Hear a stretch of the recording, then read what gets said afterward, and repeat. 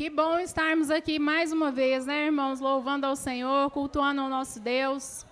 Nós vamos já passar para o Ministério da Palavra, onde nós vamos continuar aí discorrendo nas Escrituras a respeito da mesa.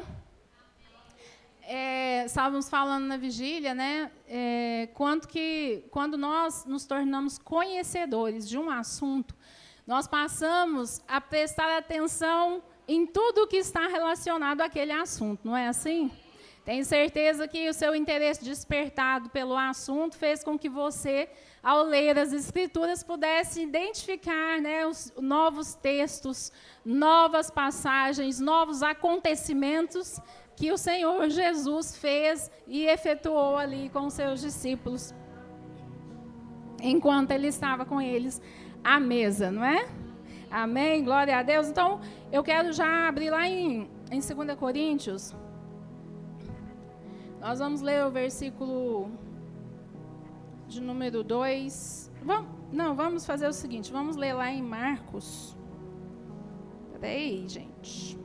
Eu ia começar por esse texto, mas vou começar pelo outro. Marcos 14, a partir do verso de número 3. Marcos, capítulo 14, a partir do versículo de número 3. Glória a Deus. Amém? Esse texto nos fala, né, que Jesus estava lá em Betânia. Jesus, estando em Betânia, reclinado à mesa, na casa de um homem conhecido como Simão, o leproso. Aproximou-se dele certa mulher com um frasco de alabastro, contendo um perfume muito caro, feito de nardo puro. Ela quebrou o frasco e derramou o perfume sobre a cabeça de Jesus. Agora vamos lá para o versículo de número 8 e 9. Jesus então diz: ela fez o que pôde, derramou o perfume em meu corpo, antecipadamente, preparando-o para o sepultamento. Eu asseguro que onde quer que o evangelho for anunciado, em todo o mundo, também o que ela fez será contado em sua memória.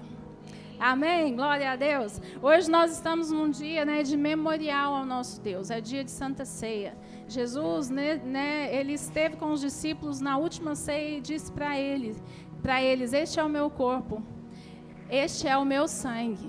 E ele falou que nós deveríamos, como seus discípulos, como filhos, como salvos por ele na cruz do Calvário, fazermos este memorial. Todas as vezes, né, sempre, fazermos este memorial para nos lembrarmos do seu sacrifício, da sua morte e da sua ressurreição. E para isso nós estamos aqui nessa noite. Eu gostaria de começar por esse texto falando com você que o ápice da mesa, irmãos, é a morte. Você pode pensar assim: que, pastora? O ápice da mesa foi a morte de Cristo. Ele foi ungido à mesa para a sua sepultura.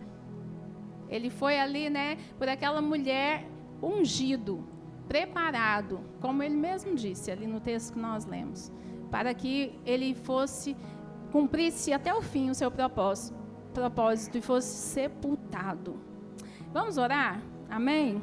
Pai, eu oro para que a Tua palavra, que é viva, poderosa e eficaz, a Tua palavra que não volta vazia, possa entrar nos nossos corações, possa penetrar no mais profundo de cada um de nós nesta noite. Que a Tua igreja, Senhor, cada um de nós estejamos com o nosso coração aberto, estejamos atentos, possamos, Senhor, ó Deus, mergulharmos mais profundamente no entendimento das Escrituras. Abre o nosso entendimento, assim como o Senhor abriu os olhos daqueles homens no caminho para Emaús. Nos dá entendimento da Tua vontade, da Tua palavra, que é perfeita, que é agradável, a Tua palavra que é santa, Senhor, que é tão preciosa. Eu oro para que nós sejamos fortalecidos no Senhor esta noite e para que nós possamos, mais do que ouvir esta palavra, nos tornarmos totalmente, Senhor, praticantes dela, pelo poder que há em nós através de Jesus Cristo, pelo Espírito Santo. Em nome de Jesus é que nós oramos. Amém? Glória a Deus. Glória a Deus. Irmãos, quando nós vemos, né, Jesus aqui sendo ungido, e ele mesmo fala que isso foi feito para a preparação do seu corpo para o sepultamento, muitas vezes nós podemos pensar assim, nossa, que situação difícil. Porque a mesa, como o pastor pregou semana passada, é um lugar de cura, é um lugar de discipulado, é um lugar de se abrir o coração, de nós sermos sarados, curados, de vivermos a plenitude da comunhão no corpo, em Cristo, como Ele quer que nós vivamos. Mas a mesa também é o lugar de nós morrermos para nós mesmos, de morrermos para as nossas vontades, para o nosso desejo. Porque a palavra fala lá para nós em 2 Coríntios 5,15, que Ele morreu por todos, para que aqueles que vivem já não vivam mais para si mesmos, mas vivam para aquele que por eles morreu e ressuscitou. Ou seja, o Senhor Jesus, Ele morreu por nós, para que nós não vivêssemos mais para nós mesmos. Você entende isso? Nós recebemos, né? Ele fez um sacrifício. Jesus morreu na cruz. Nós cantamos aqui, para que eu vivesse sua vida, você morreu a minha morte. Verdade. Porque Ele é o Cordeiro de Deus que tira o pecado do mundo. Ninguém poderia derramar um sangue que viria nos salvar, que viria nos redimir, nos resgatar do inferno. Ninguém poderia pagar esse preço. Só Jesus pôde pagá-lo.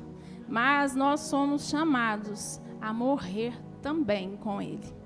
Nós somos chamados a viver uma vida de cruz.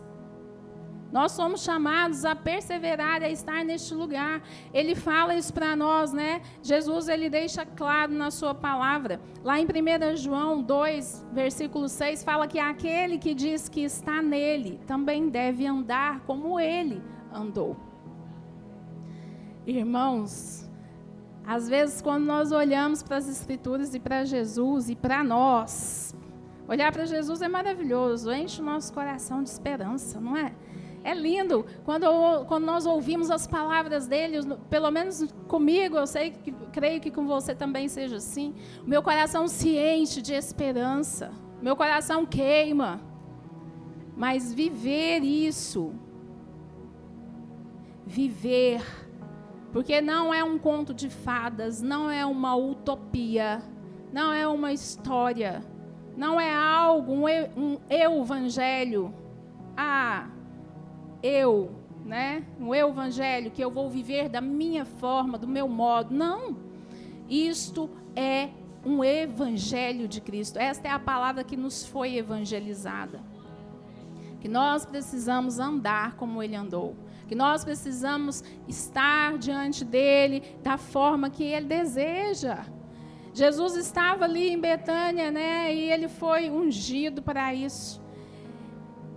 Você sabe que depois que a pessoa morria, era costume judaico que eles ungissem, né, o corpo do morto e ele fosse envolto em panos e colocado, então, no sepulcro.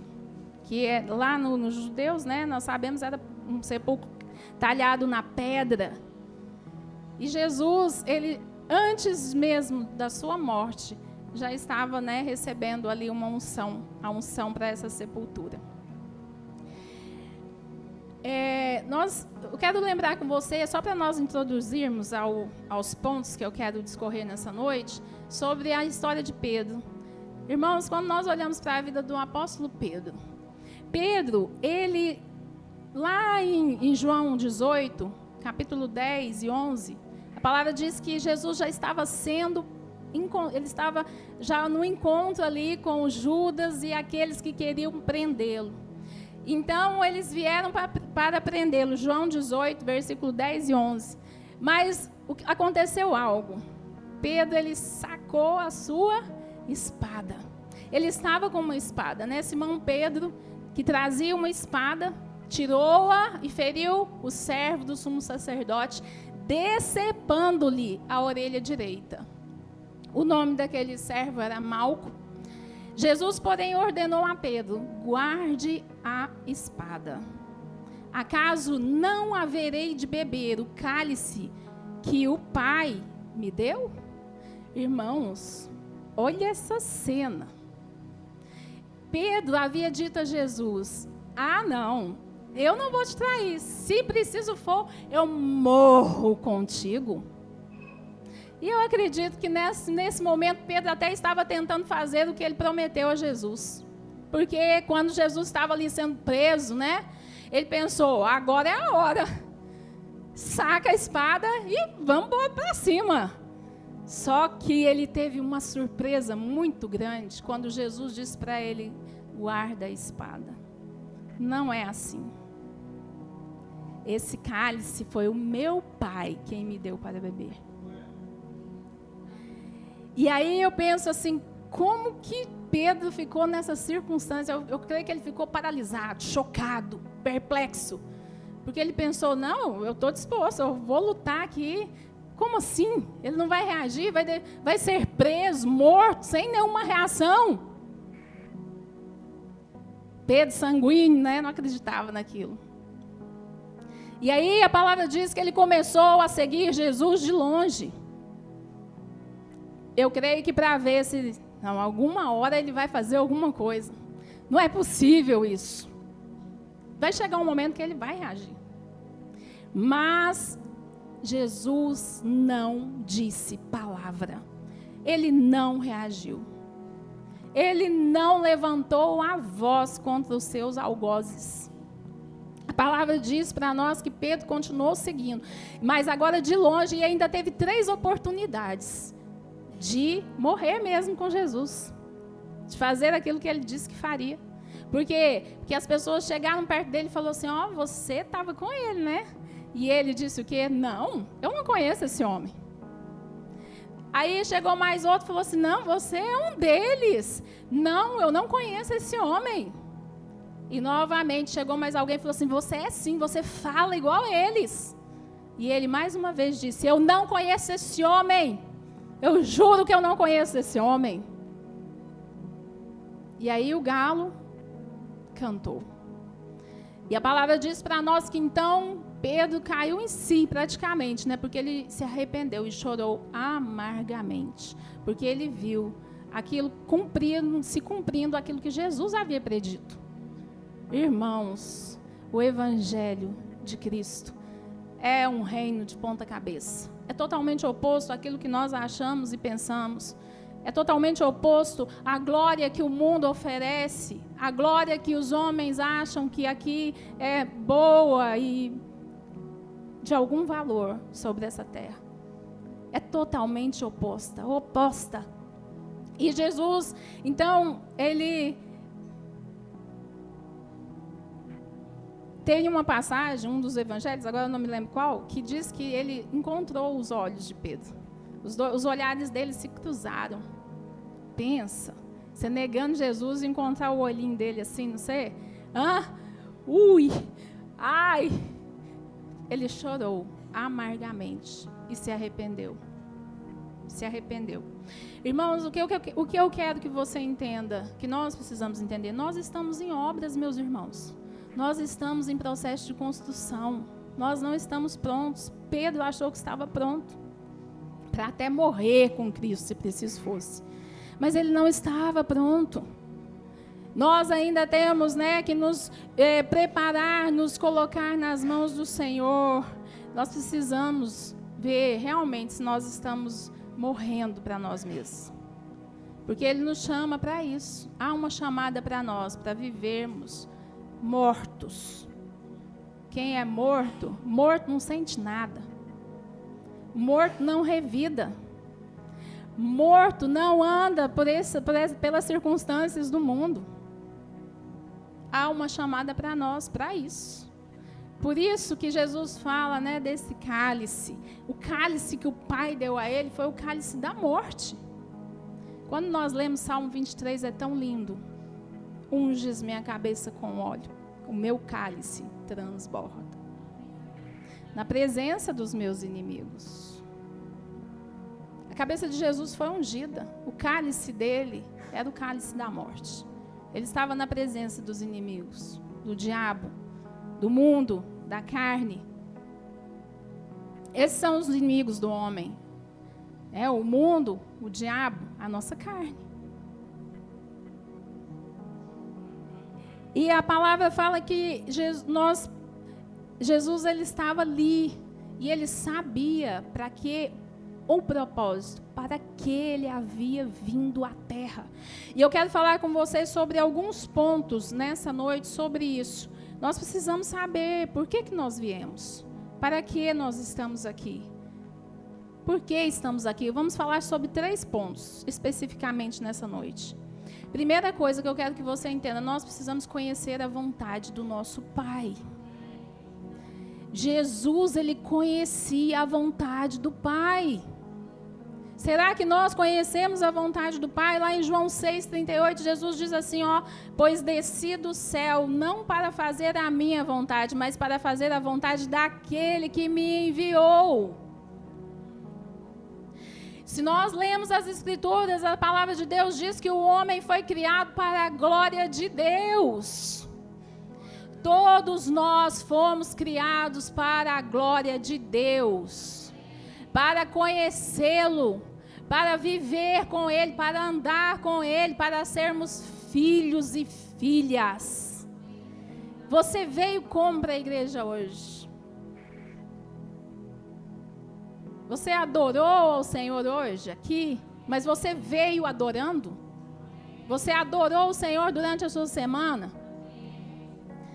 E isso eu não estou falando de cantar louvores, você sabe, amém? Não é só cantar louvores é uma parte da adoração. É uma parte de louvá-lo. Mas é mais, é morrer. Porque Deus fala, em Isaías 53, diz que o Pai agradou moê-lo. Agradou-se de moê-lo. Por causa do pecado.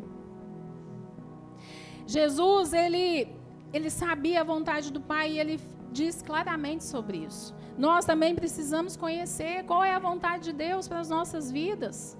Qual é o desejo dele? Você sabe. Algumas coisas estão específicas na palavra, mas tem outras, irmãos, que nós precisamos buscar. Nós precisamos nos dedicar e cavar e perguntar e viver uma vida de intimidade e comunhão com o Senhor para saber a resposta. Porque muitas vezes não vai ser fácil. Morrer não é fácil. Não foi fácil para Jesus. Mas Ele deixou para nós o caminho para nos mostrar que é possível. Porque Ele teve que fazer o sacrifício maior. Hoje nós não precisamos ir para uma cruz, mas nós ainda precisamos morrer.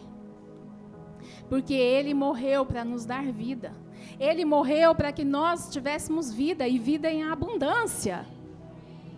Ele deu a sua vida em nosso favor. Outro ensinamento que eu quero te passar é que Jesus nos deixa, que nós precisamos confiar em Deus, confiar que Deus tem o melhor para nós e perseverar em oração. Nós precisamos confiar que o Senhor ele tem o melhor. Isaías 55, falo sempre esse versículo aqui, mas ele diz: os meus pensamentos são melhores que os vossos pensamentos. Os meus caminhos são melhores que os vossos caminhos. Lá em Romanos, 12, nós sabemos, a palavra fala assim, 12, versículo 2. Não se amoldem. Coloca aí para nós. Romanos 12, versículo 2.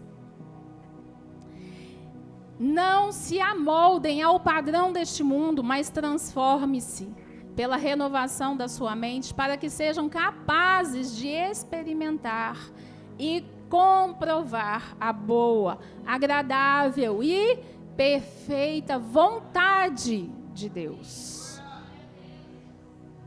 A vontade, o caminho dele é melhor, é perfeito. Você está falando que é bom, é agradável, é perfeito.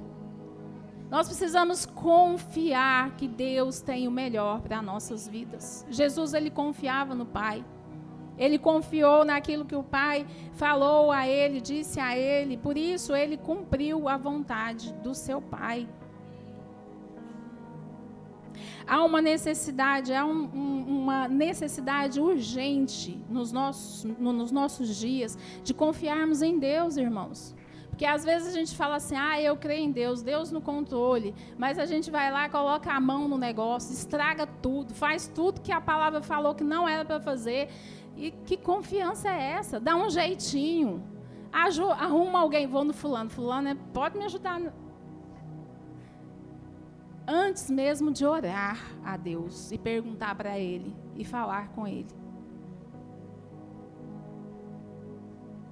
E isso não é confiança.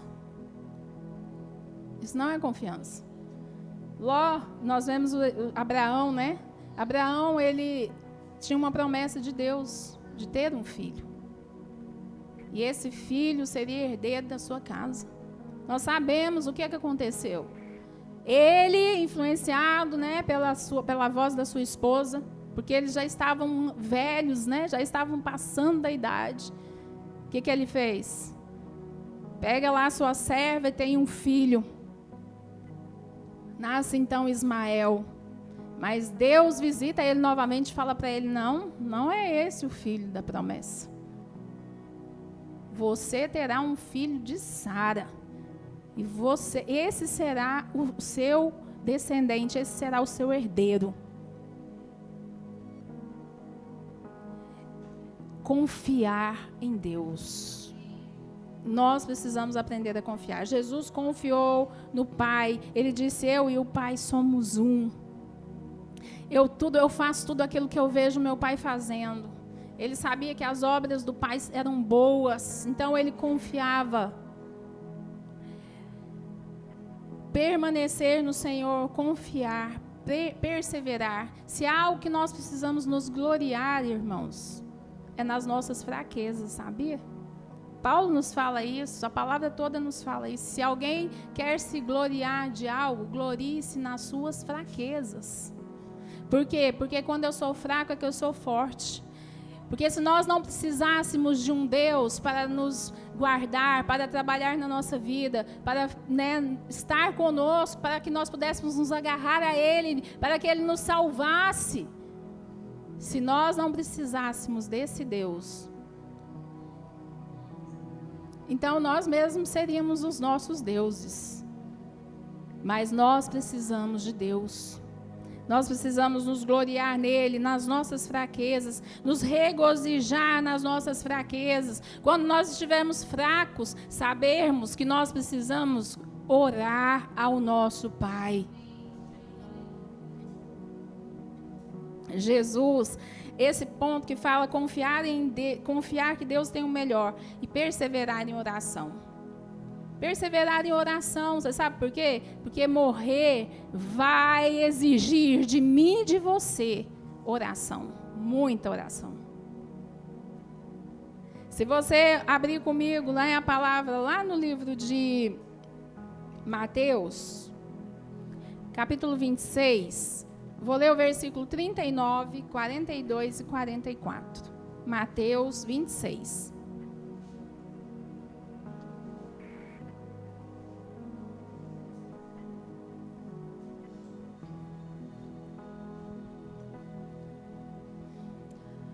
Esse texto, Jesus estava no Getsêmani, às portas de ser crucificado. Nós sabemos lá em Isaías 53, onde o profeta fala que ele derramou a sua alma na morte. Porque a nossa carne, a nossa vontade, a alma fala disso. Ela não quer morrer, irmãos. Ela não quer renunciar. E Jesus, ele, aqui no capítulo 26, versículo 39, fala que indo um pouco mais adiante, ele prostrou-se com o rosto em terra e orou. Pai, se for possível, afasta de mim este cálice. Contudo, não seja como eu quero, mas sim como tu queres. Pronto, né? Jesus orou, acabou, né, irmãos? Não. Vamos lá no versículo 42. E retirou-se outra vez para orar. Meu Pai, se não for possível afastar de mim este cálice, sem que eu beba, faça a tua vontade. Acabou? Não. Aí você vai lá no versículo 44. Jesus, a palavra diz assim: então os deixou novamente e orou pela terceira vez, dizendo as mesmas palavras. Irmãos, tem situações na nossa vida que a carne, ela grita, ela esperneia, ela não quer morrer. Ela não quer fazer o que é certo. Ela te dá justificativa para você ficar no erro. Na Bíblia ainda. Te dá um versículo para você ficar no erro. A sua carne, o nosso coração é enganoso e corrupto mais do que todas as coisas.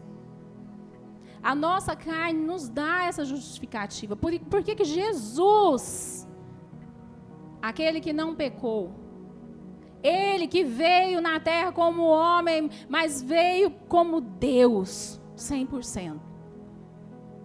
Orou 3 vezes. Ele sabia o que estava esperando ele. Muitas vezes ele falou para os discípulos: olha, o Filho do Homem será crucificado. Vamos, porque a Páscoa está chegando e o Filho do Homem será crucificado. Ele sabia que era ele. Mas a alma, ele venceu a alma. Ele derramou a sua alma na morte.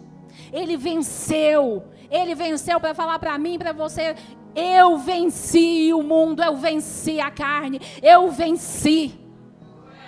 E aquele que está com ele é nova criatura, pode viver em novidade de vida. A vida que não é mais a vida que o mundo oferece.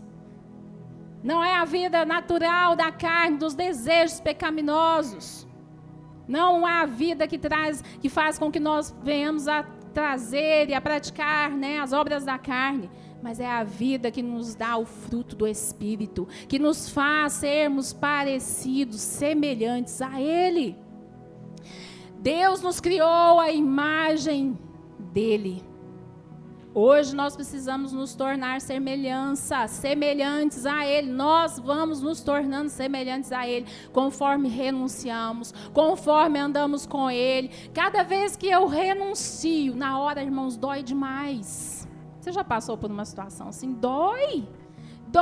Morrer para você mesmo, para a sua vontade, dói. Mas depois, meu Deus, meu Pai, que libertação, que alegria indizível, que alegria no espírito, na alma, no corpo, que alegria, que força, que vigor, quando nós obedecemos a Ele, quando nós morremos. Nós precisamos perseverar orando. Se você ainda está lutando, você está dando justificativa, você continua orando, irmão. Você ainda não conseguiu perdoar alguém? Joelho no chão e coração dobrado, como diz a irmã Tamires. É assim que eu luto as minhas guerras. É joelho no chão, é em oração. É clamando ao Senhor: Senhor, arranca de mim, o Senhor morreu, eu já venci isso, eu estou coberta com o sangue de Cristo, eu declaro, a minha alma está sujeita a Ti. Nós cantamos aqui, aquieta minha alma, Senhor, faz o meu coração ouvir a Tua voz. Eu preciso ouvir a Tua voz. Derramar a nossa alma na morte, renunciar o nosso eu. Não é coisinha fácil, não, mas é possível com Jesus. É possível para aquele que crê que Jesus Cristo veio na terra, morreu, ressuscitou, venceu. E Ele está nos chamando para viver neste lugar, para andarmos com Ele em santidade, em pureza. Ele estará conosco. Ele falou que não nos deixaria sozinhos. Ele estará lá te ajudando. Ele deixou o Espírito Santo para nos auxiliar nas nossas fraquezas. Ele deixou o Espírito da verdade para nos conduzir a toda a verdade. A verdade dói, irmãos, dói, porque a verdade confronta. Se alguém quer te ganhar, ela vai concordar com tudo que você fizer ou falar. Ser seu amigo, né? Chegado, sei lá, ou querer pegar algo, receber algo da sua parte. Mas se alguém quiser que você cresça, ele vai te falar a verdade. Dói, dói. Isso é amor. Eu louvo a Deus por todas as vezes que eu fui repreendida.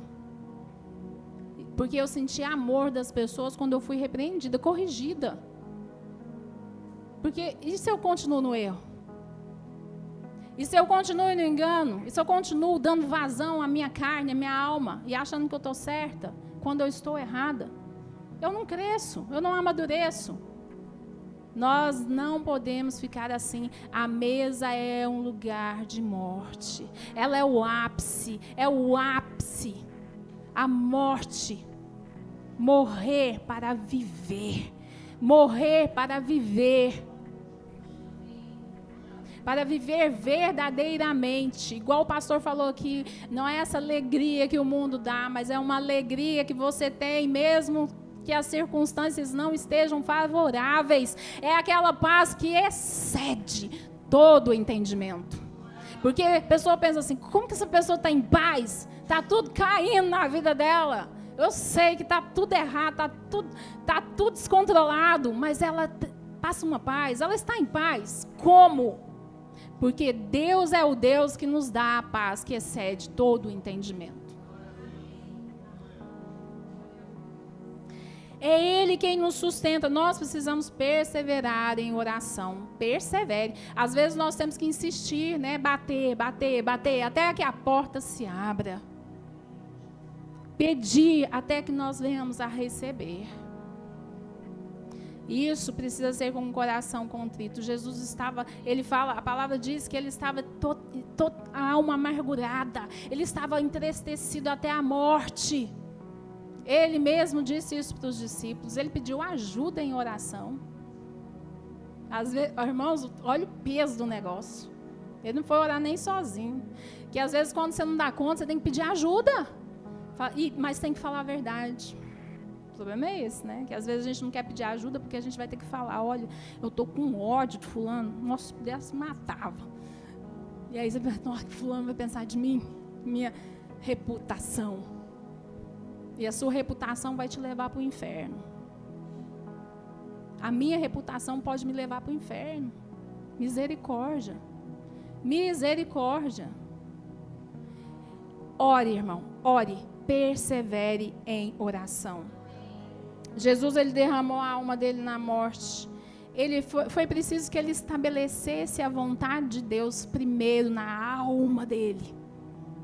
Preste atenção nisso. Foi preciso que Jesus primeiro estabelecesse, através da oração, a vontade do Pai na alma dele, para depois cumpri-la na terra, no natural. É preciso que nós estabeleçamos algo no espiritual e dentro de nós, porque é de dentro para fora. É de dentro para fora. Nunca vai ser forçado de fora para dentro, não é assim. Não, não. Ele agora fez, o véu foi rasgado. De alto a baixo, o véu foi rasgado. Ele habita dentro do homem. E ele quer estar no centro. Não é somente dentro de você, não. Deus quer estar no centro, conduzindo todas as áreas da nossa vida, tudo. Nos direcionando em tudo. O outro ponto que eu quero falar com você, e esse é o último ponto que nós vamos falar, é sobre arrependimento.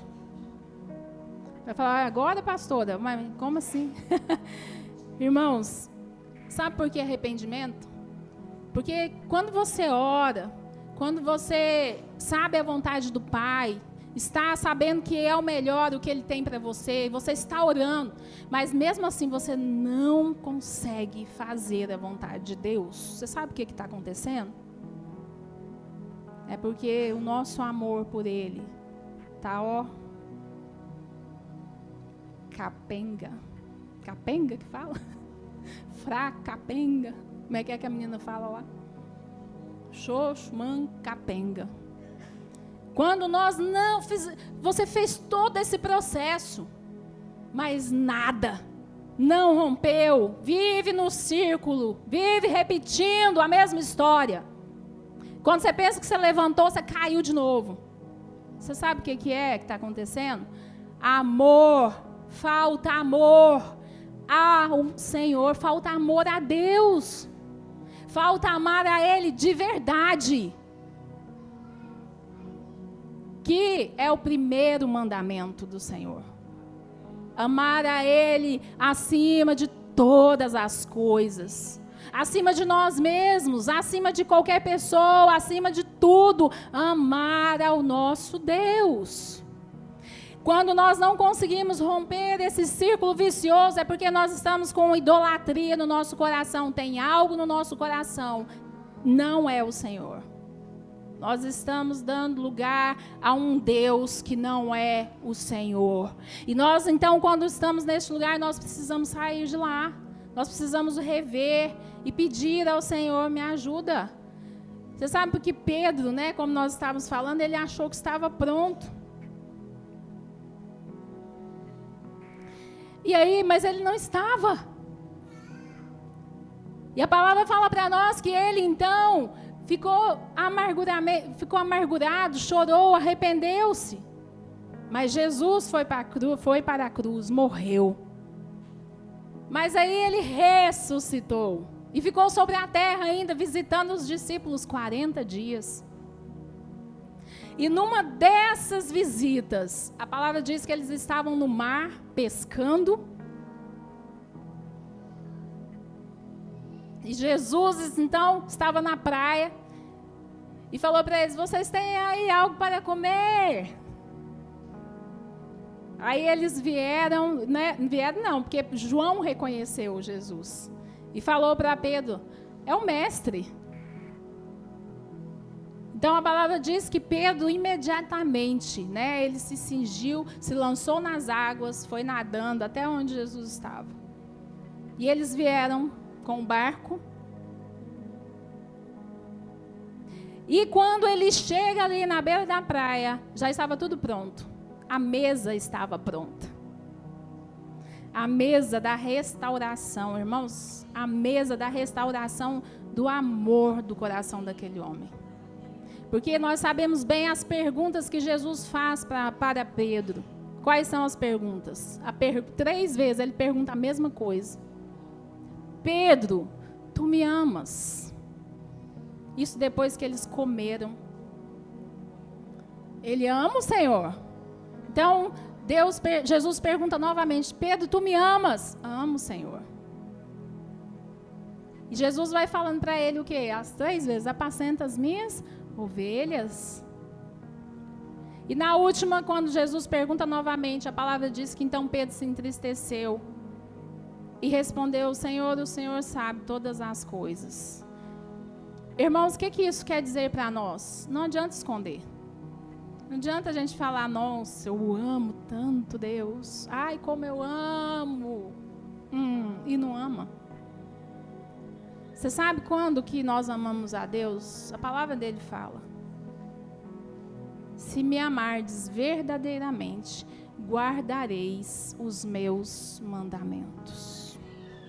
Por isso que eu te falo, se nós não estamos conseguindo cumprir, é porque o nosso amor está fraco. Nós precisamos crescer em amor. Nós precisamos pedir a Ele que aqueça o nosso coração. A palavra de Deus fala que o amor de Deus foi derramado nos nossos corações pelo Espírito Santo. Ele mesmo providenciou isso para nós. Então há necessidade de quê? De buscarmos a sua face. Buscarmos, é uma decisão. Se me amardes verdadeiramente, se me ouvirdes, se me obedecerdes, se quiserem vir após mim, negue-se a si mesmo, tome a sua cruz e siga-me.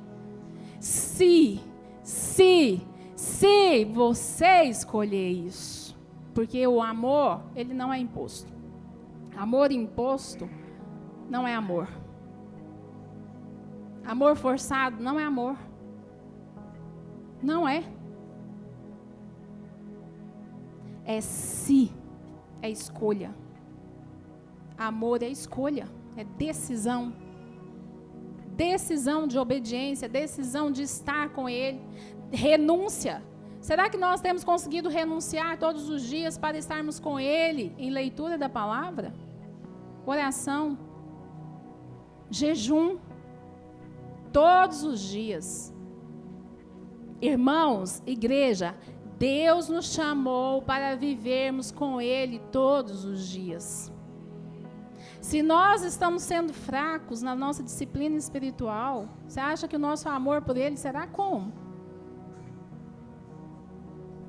Nós vamos viver de misericórdia em misericórdia, mas alegrar o coração dEle. Alegrar o coração dEle é outra história. Efésios 2:1, vamos ler lá para a gente já encerrar? Efésios 2, versículo 1.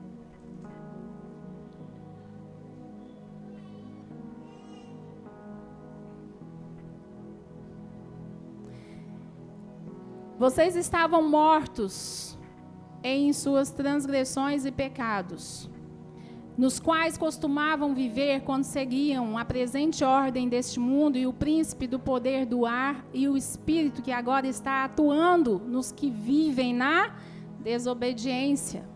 Anteriormente, todos nós também vivíamos entre eles, satisfazendo as vontades da nossa carne, seguindo os seus desejos e pensamentos. Como outros, éramos por natureza merecedores da ira.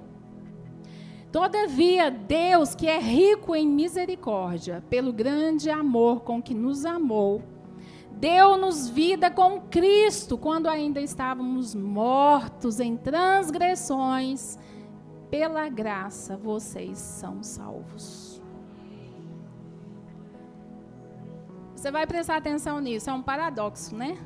Porque Cristo, Ele morreu para que nós vivêssemos. Só que agora só é vivo quem está morto. Agora só vive quem morreu com Ele, para ressuscitar com Ele. Porque o resto está morto, vivo.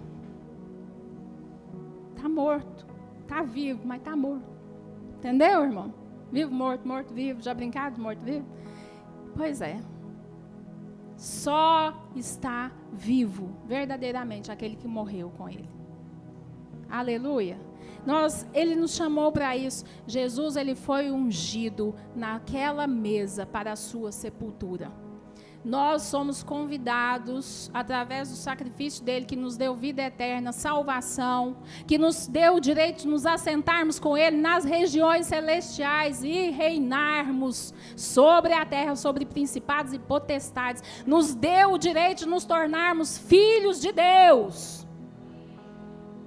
Agora ele está nos falando: eu quero que vocês vivam morrendo. Morram para as coisas do mundo. Morra, mortifique no corpo de vocês as obras da carne. Mortifiquem. E é através dele. Ele vai nos ajudar. O Senhor, Ele te ajuda, irmão. Ele te ajuda. Eu quero terminar com um versículo lá em Mateus 16, 25, que fala assim: pois quem quiser salvar a sua vida, a perderá. Mas quem perder a sua vida por minha causa, a encontrará. Esse evangelho que só traz triunfo na nossa vida é um perigo. Porque conforto demais nos leva para o inferno. Nós já somos acomodados. O ser humano já tem isso por tendência. Esse evangelho que só te traz, só fala de bênçãos, bênçãos, bênçãos, bênçãos. Temos, irmãos, nós temos todas as bênçãos com o Senhor, sim. Mas nós também fomos convidados a viver na morte, porque é essa morte que vai trazer a vida verdadeira. É essa morte, a morte, vivermos na cruz, aos pés da cruz de Cristo, todos os dias com Ele, crendo, vivendo com Ele. Eu quero te chamar já a ficar de pé. Nós vamos orar. Nós precisamos do Senhor. Nós precisamos de um batismo.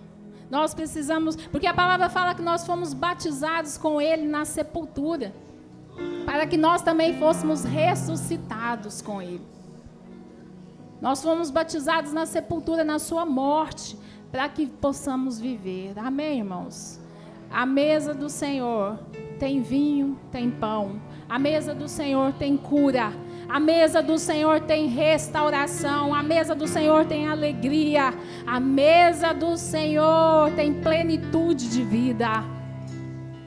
Mas nós temos um caminho que é totalmente oposto ao mundo natural para entrarmos neste lugar. Nós temos um caminho totalmente oposto, totalmente contrário. E eu quero que você ore ao Senhor. Eu não sei como está o seu amor. Você precisa perguntar a Deus. E você precisa olhar para dentro de você e ser sincero com Deus. Seja sincero com Ele, porque Ele fala que aquele que invocar Ele, aquele que se achegar a Ele, que buscar a Ele, verdadeiramente, esse encontrará Ele. Nós precisamos ser sinceros com Deus e falar: Senhor, como que está a minha vida? Você já parou para pensar como que está a sua vida com o Senhor? Irmãos, essa semana eu tive que parar e pensar, como que está, Senhor, esse amor? E eu chorei, porque eu falei, não, está muito ruim, isso aqui não está bom, não. Não, isso não está bom. Nós precisamos pensar nisso. Ore ao Senhor, pergunte para Ele, diga para Ele. Eu quero que você tire toda a distração agora do seu coração. Quero te pedir isso, na nave. Tira a distração. Tira a distração. Reverencie esta palavra. Reverencie não por mim, mas pelo Senhor. Reverencie por Ele, não por mim. Reverencie por Ele. Por Ele. Porque nós viemos aqui por causa dEle. Não tem homens, nós não temos nada. Eu não tenho nada para te dar, ninguém aqui tem nada para te dar. Só o Senhor pode fazer isso. É só Cristo, só a palavra dEle. Fale com o Senhor, diga a Ele: Senhor, como que está o meu coração? Deus, Ele não exige muito de nós, irmãos. A única exigência dEle é: filho, filha, dá-me o teu coração. Dá-me o teu coração, porque é dele que procede as fontes de vida. Senhor, eu oro a Ti em nome de Jesus. O Teu Espírito é o Espírito da verdade que nos conduz, que nos abre, Senhor, ó Deus, os sentidos espirituais e também naturais.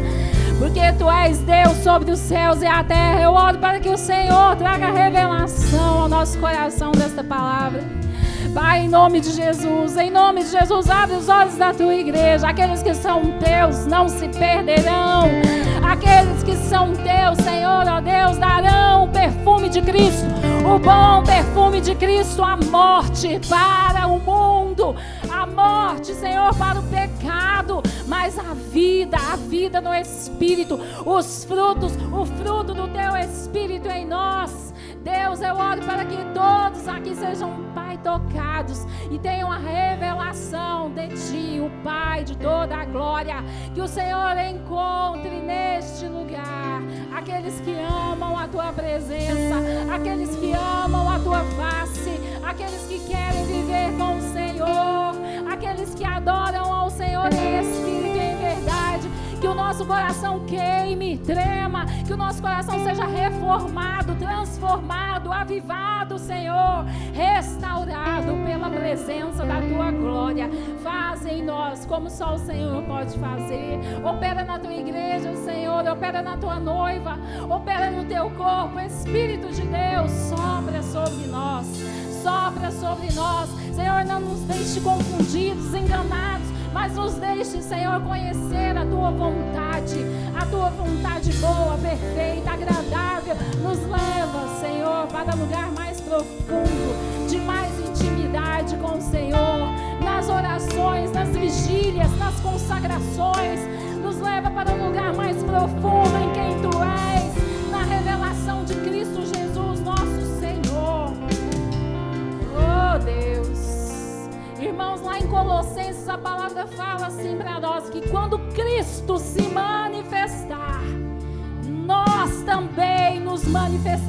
Deus com ele. Deixe ele se manifestar dentro do seu coração. Deixe ele manifestar o amor dele, o conhecimento dele, a verdade da palavra dele dentro do seu coração, para que você possa se manifestar com ele sobre a terra. Ele nos chama para viver neste lugar de glória com ele. Ele nos deu o direito de sermos filhos. Ele nos deu esse direito. Ele nos chama de irmão. Jesus pagou o preço na cruz do Calvário para que nós nos tornássemos filhos de Deus, filhos de Deus, filhos de Deus, conforme a sua imagem e a sua semelhança, conforme a sua imagem e a sua semelhança, não conforme nós queremos, não do nosso jeito, mas do jeito dele, do modo dele, no tempo dele. Espírito Santo, libera a tua palavra neste lugar sobre a igreja de Mimoso de Goiás, sobre todos aqueles que creem nesta palavra, Senhor. Nós liberamos em nome de Jesus, Senhor, o batismo, uma unção, a unção que foi derramada sobre a sua cabeça naquele nardo, um perfume, Senhor, agradável, cheio de morte para o mundo, mas de vida para com o Senhor, cheio de morte para o mundo, mas de vida para com Deus.